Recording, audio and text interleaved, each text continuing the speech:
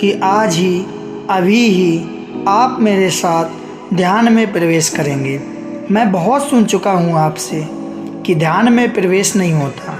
आज इसी वीडियो में मैं आपको ध्यान में प्रवेश की पहली झलक दिखा रहा हूँ। अगर आप अभी ध्यान में प्रवेश करना चाहते हैं तो मैं आपको अभी ध्यान में ले जाने के लिए तैयार हूँ। आपको आज केवल इतना करना है कि जो भी आज मैं आपसे बोल रहा हूँ अपना पूरा ध्यान केवल इसी पर लगा देना है। आपको जो भी दरबार द्वारा ध्यान संगीत बताया गया है उसकी धारा के साथ अपने को छोड़ देना है। आपको स्मरण रखना है कि आपका ध्यान और कहीं भी नहीं जाएगा।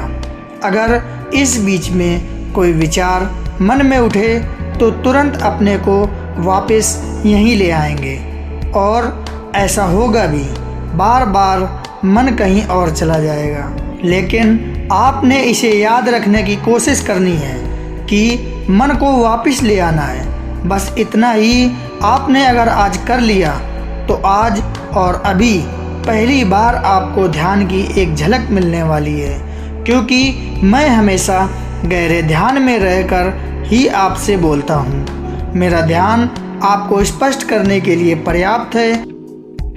ऐसा करते समय कुछ भाई बहनों को नींद आ सकती है, लेकिन उसकी कोई चिंता ना करें। जो भी आपके साथ होने दें। कोई विरोध नहीं, कोई रुकावट नहीं। जो हो रहा है बस होने दें। कहीं शांत स्थान पर बैठ जाएं या लेट जाएं।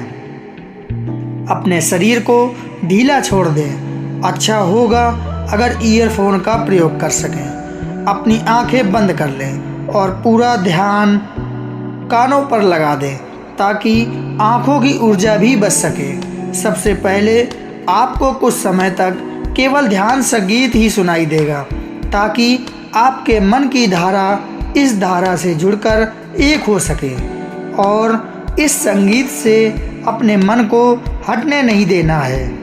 यह ध्यान आपके मन में उतर जाना चाहिए। आपको दरबार के ध्यान संगीत के लय और ताल में चलना है, वहीं डूबना है, वहां पहुंचने की कोशिश करनी है जो शब्द से बाहर है। जीवन का सत्य कभी शब्दों में नहीं आ सकता, हमेशा शब्दों के बाहर ही रह जाता है। उस सत्य को पकड़ने की आज आप कोशिश करेंगे। आप सभी से एक निवेदन करना चाहता हूं कि जितने भी भाई बहन आज ध्यान का अनुभव करें वह मुझे कमेंट करके ज़रूर बताएं। ध्यान में प्रवेश जितना सरल है उतना कुछ भी नहीं है, लेकिन कितने व्यक्ति ध्यान का आनंद ले पाते हैं, कितने व्यक्ति ध्यान में जाग पाते हैं, कितने व्यक्ति ध्यान में परमात्मा का अनुभव कर पाते हैं। ध्यान जो सहज घटना चाहिए, कुछ भी करे बिना घटना चाहिए। फिर ऐसा क्या हो गया है जिसके कारण बहुत ज़्यादा प्रयास करने पर भी आप ध्यान में प्रवेश नहीं कर पाते, ध्यान नहीं कर पाते? अगर कारण समझ में आ जाए तो आपके लिए ध्यान बिल्कुल सरल हो सकता है। आप हैरान होंगे कि जब बहुत कुछ कोशिश कर रहे थे तब तक कुछ नहीं हुआ, फिर अपने से ये कैसे घट गया? आपका मन है विचारों का एक जाल। इतने विचार एक साथ, सब कुछ गड़बड़ है। जैसे बहुत बार एक उदाहरण से समझाया जाता है, जैसे कभी कभी नदी के किनारे पर जो पानी है उसमें नीचे की मिट्टी घुल जाए। आपके मन की वही तो हालत है। पानी है एकदम साफ, लेकिन विचारों का कीचड़ उसे गंदा बना देता है। फिर आप उन्हीं विचारों को रोकने की कोशिश करने लगते हैं। आप चाहते हैं कि निर्विचार हो जाए। आप जबरन विचारों के साथ पुष्टि करने लगते हैं, रोकना चाहते हैं। ठीक ऐसे ही जैसे कोई पानी में उड़ गई मिट्टी को जबरन बैठाने की कोशिश करे। जितनी कोशिश की जाती है पानी और गंदा होता चला जाता है। ठीक यही हालत हमारे मन की है। जितना आप विचार को रोकने की कोशिश करेंगे उतना ही ज़्यादा उद्यम शुरू हो जाएगा। ऐसी कोशिश कभी ना करें। वही करें जो आप गंदे हुए पानी के साथ, जिसमें मिट्टी ऊपर उठ गई है, उसके साथ करते हैं। थोड़ी देर शांत होकर किनारे पर बैठ जाएं, अपनी सारी कोशिश बंद कर दें। कोई छेड़छाड़ नहीं करें, धीरे धीरे सारी मिट्टी अपने से ही नीचे बैठ जाएगी और पानी फिर से एकदम साफ हो जाएगा। धीरे धीरे अपने से ही विचार शांत होने लगते हैं। आप केवल देखते रहें, आप दृष्टा बने रहें, जैसे आप दूर खड़े होकर अपने ही विचारों को देख रहे हैं। अब आप दूसरे हैं, आप अलग हैं, आप विचार नहीं हैं, बस जो भी हो रहा है उसे निर्विकार देख रहे हैं। यहाँ भी अक्सर एक और गलती हो जाती है। आप अपने विचारों को अच्छा विचार या बुरा विचार के तरीके से देखने लगते हैं। आप अपनी बुद्धि का प्रयोग करने लगते हैं। किसी विचार के बारे में आप सोचेंगे कि गंदा विचार है, मन में नहीं आना चाहिए, या फिर किसी के साथ कि हाँ यह बहुत अच्छा विचार है, यही मन में चलना चाहिए। ये सबसे बड़ी गलती है। ऐसा कुछ भी नहीं करना है। आपकी कोई प्रतिक्रिया ही नहीं, आपको कुछ लेना देना ही नहीं। इसलिए मैंने कहा कि आप अलग हैं और विचार अलग हैं। इसे ऐसे नहीं देखना कि यह आपके विचार हैं, नहीं, बस विचार हैं और आप केवल देखने वाले हैं। जैसे कभी आप कोई फिल्म देखते हैं, फिल्म की कहानी से कहीं कहीं अपने आप को जोड़ लेते हैं, लेकिन यहाँ इस तरह भी नहीं करना है। कोई विचार को अच्छा या बुरा के तरीके से नहीं देखना। विचार केवल विचार है, ना अच्छा है और ना बुरा, जैसा है बस है। आप इसके जिम्मेदार नहीं हैं। जो भी विचार आ रहा है अपने से आ रहा है और जो हो रहा है बस अपने से हो रहा है। अगर यहाँ भी आपने छेड़छाड़ शुरू की तो पानी फिर गंदा होने लगेगा। कुछ नहीं करना, कोई रिएक्शन ही नहीं देना। धीरे धीरे सभी विचार शांत होते जाएंगे और कुछ ही दिनों के प्रयोग से एक दिन आप निर्विचार हो जाते हैं। जिस दिन आप निर्विचार होते हैं तो आपको अपना कुछ पता ही नहीं लगता, आप हो जाते हैं। इतना भी पता नहीं लगता कि आप निर्विचार हो गए हैं। कैसे पता लगेगा आपको? आप तो यहाँ मौजूद ही नहीं हैं। बहुत मित्रों के साथ यहाँ एक और गलती हो रही है। गलती यह हो रही है कि वह किसी कल्पना में उलझ जाते हैं। उन्हें लगने लगता है कि वो निर्विचार हो गए हैं। नहीं, ये बिल्कुल गलत है। निर्विचार होने के समय तो आप बिल्कुल भी इसे जान नहीं सकते। अगर जान रहे हैं तो देखिए, जान कौन रहा है? जानने का पता लगना क्या है? पता लग रहा है तो कुछ नहीं हुआ, फिर तो आपकी यात्रा यहीं रुक जाएगी। आप एक झूठ को ही मानकर बैठ जाएंगे कि हाँ मैं निर्विचार हो जाता हूँ। जब निर्विचार होंगे तो आप खो जाएंगे। निर्विचार अवस्था को देखने वाला मौजूद ही नहीं होता।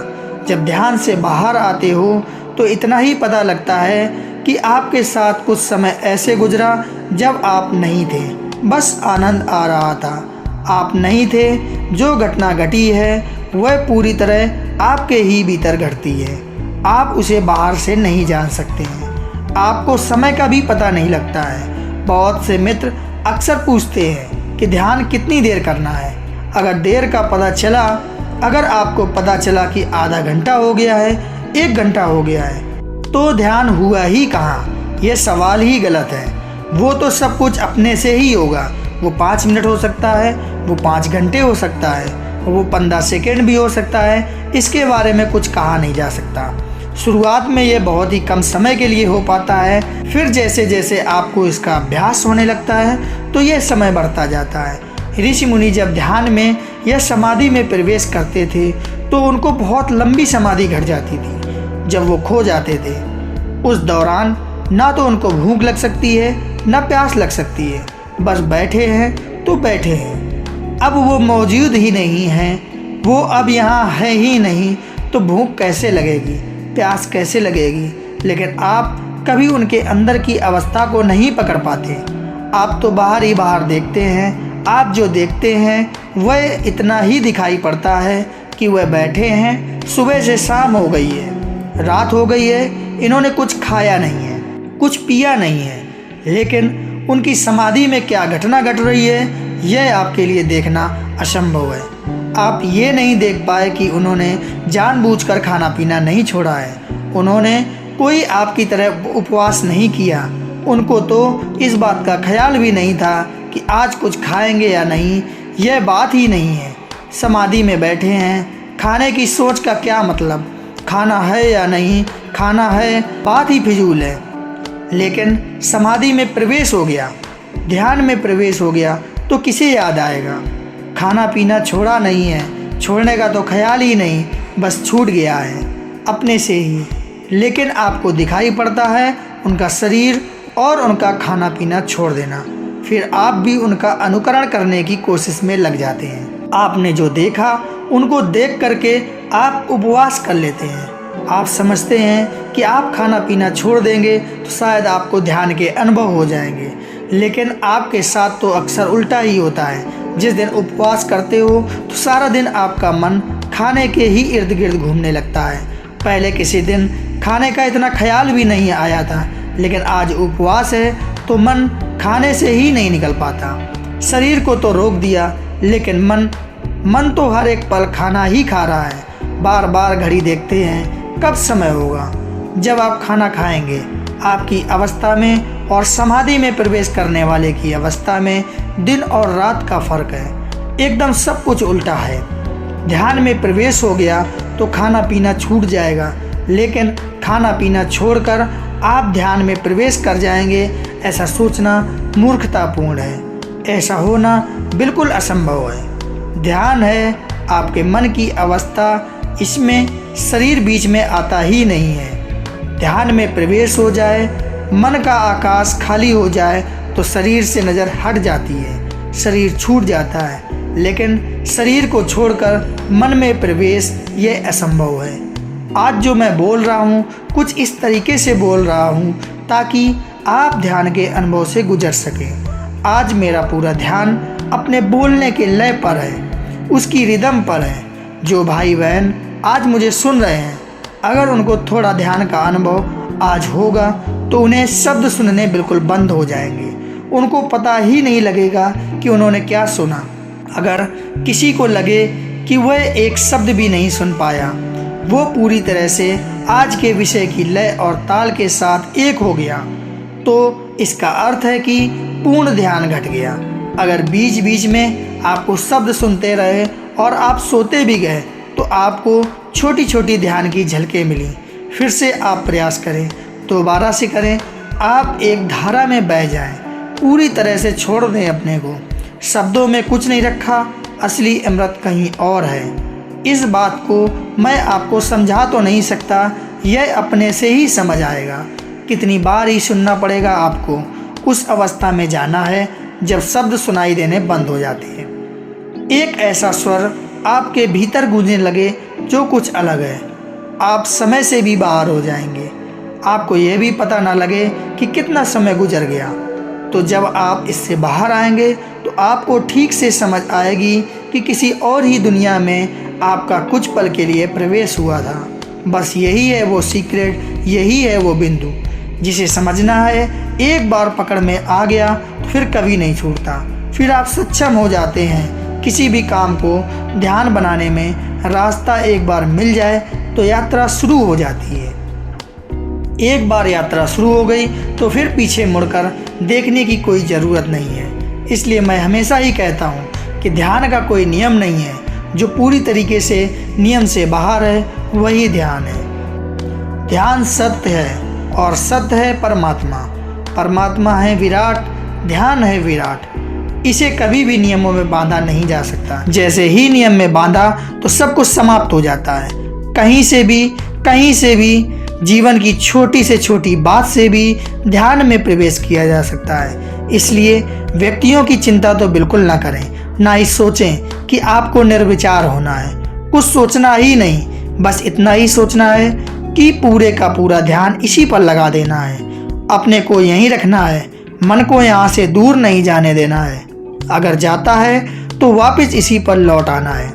यहाँ से आज आपकी शुरुआत हो सकती है। जिन भाई बहनों के साथ आज घटना घट जाती है वह पहले तो बार बार इसका प्रयोग करके इसे पक्का कर लें। इसकी केमिस्ट्री को जानने समझने, फिर किसी से कुछ पूछने की आपको ज़रूरत नहीं पड़ेगी। आपको मार्ग मिल जाएगा। आप जल्दी मंजिल पर पहुंच जाएंगे। आप अगर अपने आज के अनुभव नीचे कमेंट बॉक्स में मुझे लिख कर भेजेंगे तो मैं आपका आभारी रहूँगा। फिर आपके लिए और भी ज़्यादा गहरे ध्यान के प्रयोग को लेकर आने की कोशिश करूँगा। अगर किसी भाई बहन को पहली बार सफलता नहीं मिलती तो वह इसे बार बार प्रयोग करके सफल हो ही जाएगा। आज आप ठीक से जान जाएं ध्यान क्या है, अपनी सभी गलतफहमियों से बाहर आ जाएं। इसी मंगल कामना के साथ मैं आज आपसे विदा लेता हूँ। धन्यवाद। हरिहर। जय माँ बाबा की।